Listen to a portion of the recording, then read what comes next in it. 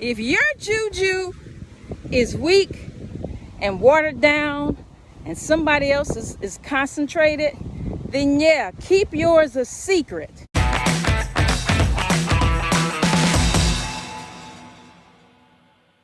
Greetings and welcome back to my channel, Spine and Shine. Here at Spine and Shine, we are encouraging Black women to live, stand, speak their truth without apologies for the purpose of self-awareness.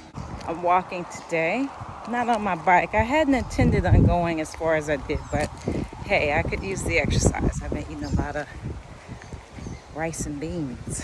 Here's what I want to tell you. People who say they are worried about you are really hating on you. I really do believe in the power of my own juju. I don't consider my goals to be intercepted or interrupted or destroyed or affected in any way whatsoever by someone else's negativity, their thoughts about what I'm doing. But it can impact your thinking, your thoughts about what you're doing. So it's not like it's their power over you. It's you allowing your power to be diminished by the thoughts or attitudes or opinions of others who don't always have your best interests at heart. They say it's worrying. Be safe. Be safe, be safe, be safe. It's to me like a side eye. It's like, yeah, I'm saying that I want you to be safe, but I'm actually hating on you. I'm not really feeling what you're doing. So the easiest and most polite thing for me to do or say to disguise my hate and my side eye is to say, be safe. The fake worrying, the people who claim they're worried, fake worrying, be safe. Meanwhile, they got a whole lot of things they could address personally that would require them to change some things for their safety, but they are concerned about yours.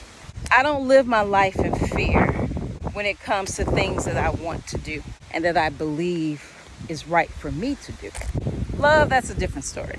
Love, I'm scary as hell. Tune in to those who are wishing you well and safety.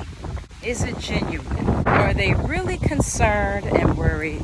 Or are they hating? Or are they putting a damper on the freedom you have found in whatever that may be? The freedom of traveling, the freedom of quitting a job, starting a business, the freedom of divorce or marriage, the freedom of raising your children differently. Anything that is abnormal to the status quo. Because nothing is new under the sun. None of us are doing anything that no one else has already done. Those closest to us who are bothered sometimes when we decide to do something that hasn't been done in a family. It changes what the family is supposed to be about. If it's been done, that means everybody can do it and anybody can do it. You're not just looking at it in a storybook or looking at it on television. It's not somebody else's life. It's not a celebrity. It's a regular person, and that regular person is related to you. The regular person is related to you, which means now no one has an excuse not to do the very thing that they see other people doing in storybooks and movies and other people's family. It's your family member. So then it becomes, okay, what's my excuse for not doing the things that I want to do with my life? Because this person I'm related to, we have the same background, the same generational curses, same neighborhood, same upbringing. What's now my excuse? Not only that, you may be very well aware that that person had it harder than you. Now, you really don't have an excuse. when a person in your family has proven it can be done. It be those closest to you. It be your own people, we often say, are the biggest haters, the biggest critics, the biggest naysayers. The fear of you moving forward, doing something different. Then it also causes others on the outside to question, well, why didn't so-and-so do that? Their relatives are doing it. What's up with this part of the family? The whole attention of other people witnessing other family members who have done something different, moved away or bought a home instead of renting, changed their eating habits instead of eating what the family grew up eating. Anything you do that is different from what your family members are doing will oftentimes cause some friction. And I'm here to tell you, your juju is stronger than anybody else's negativity, opinions, and their fake ass worries. The fake worries. Be safe, or I'm worried. Are you worried, or are you wishing? Are you worried, or are you wishing? Are you wishing negativity? Are you wishing my downfall? Are you wishing my failure? Are you wishing it doesn't work out? Be safe. The Haterade. Your juju is always going to be strong. Get in touch with that.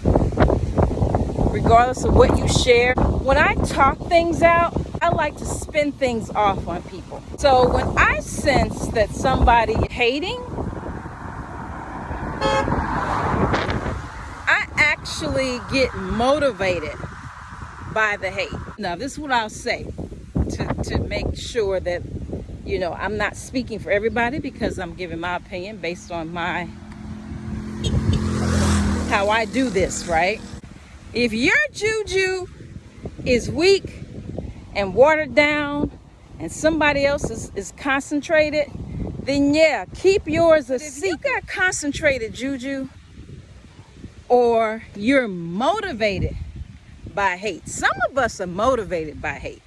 Like we could share whatever. We know it doesn't matter. And if you give us some pushback, it's like, oh, that's just what I needed. Woo, you're like, we're full force then. It's like, now I got a reason to prove you wrong. That can be tricky though. You always want to make sure that your intent is solid, that you're doing something for the right reason, that it isn't about proving things. So even though that may serve as motivation, it needs to transform the energy so that you make sure you're clear about why you're doing a particular thing. Some of us, we use that's our superpower. So telling us, don't tell anybody about what your goals are, and don't speak about it until it's done. And some of us can share it and be all right. It's just like different stages, like in writing or creating an essay. You have your brainstorming. You're brainstorming your ideas. You're thinking about it. You start researching. You connect with your personal experiences and what you're passionate about. And then you put that together with some thought. You have a premise about what it is that you think you want to write about, but you haven't really massaged it into a thesis yet. It isn't something that you're ready quite to prove yet, because you don't have all of the ideas in place. You're brainstorming, so you're just searching for ideas, right? And then finally, you massage it into something that you actually want to set out to prove. It's something that you know is doable, that you can prove using research and supporting documents and evidence.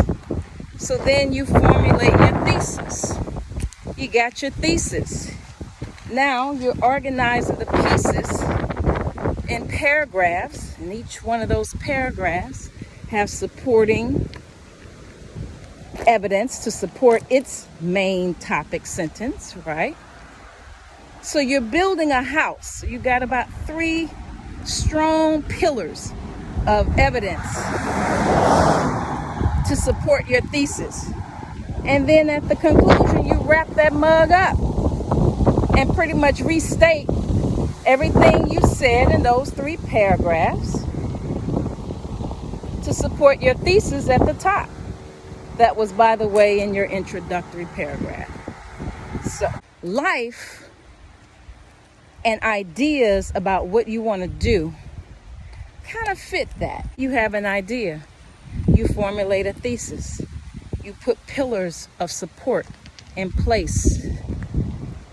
And then you conclude and move on to the next thing. Everybody shouldn't be involved in that process. Some people, when you're gathering information before you write your thesis, they may say, that won't make sense. I don't see where that's going to happen. How are you going to prove that? And you were feeling really good and positive about it. But then you change your thesis or your argument because someone said, how are you going to prove that? How are you going to do that? You start talking to the wrong people at the beginning of creating your thesis statement. The thesis is what holds the entire thing together. You can't get to the conclusion of a thing without the thesis. So now you go back to the drawing board, and then just so happen you come across someone who proved or wrote something based on the very ideal of thesis that you had, but you decided not to do it because somebody told you it couldn't be done. Okay. So choose carefully which people you bring along in the process of creating your thesis of life. Some people are only meant to read the damn paper. They don't need to be involved in any of the steps in creating the paper. And that's from the very beginning. They shouldn't even know. Let them read and see what is published. But then there are others who you feed off of, who motivate you, who encourage you. So you involve them in the process from the very beginning, maybe, to just bounce ideas off of. Then you move on to people who come into your life who add support. Maybe the person with the ideas didn't have the resources or the support for your thesis. They just helped you with the ideas. A lot of creative people are often broke. We need money, people to connect, those with the money. And then you have people with money sometimes that don't have any creativity. You get money. So yeah. Then you move to the people with the resources, the support. They help build your thesis, right? And then in the conclusion, you wrap it all up and you move on to the next thing in your life, next thing that you want to do. Everybody is not supposed to be involved in the process. Choose carefully at which stage. Know your own juju. If it's watered down, if it's concentrated and you're motivated by haters,